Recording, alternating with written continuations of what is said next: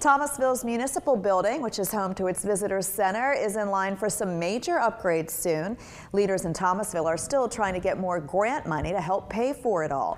Abrea Ruffin is live right now with a closer look at some of the more urgent needs at that popular building. Abrea?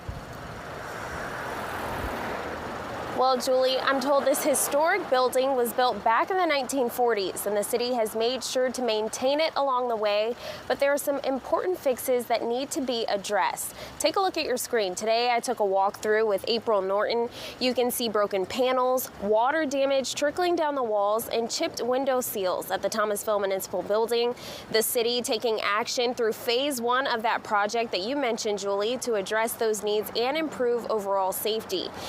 Assistant City Manager Cheryl Seeley saying phase 2 of this project will hopefully see some tech updates and more modern features. But one important note from the city, they want to preserve the historical features of this building and make sure residents can enjoy the rich background of Thomasville.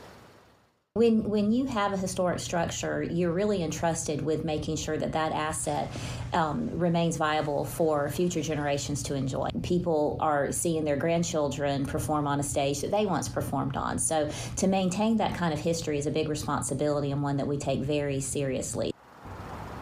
The city put together a market and historic preservation study to get a good look at what the facility needed and how to maintain the unique features of the building as well. Phase 1 is set to start in the spring, and we'll follow along with city leaders as those upgrades happen. You can find more information on this project on our website and our free news app. Live in Thomasville, Abrea Ruffin, WCTV Eyewitness News. All right, Abrea, perhaps an update when the weather is much warmer. Thank you so much.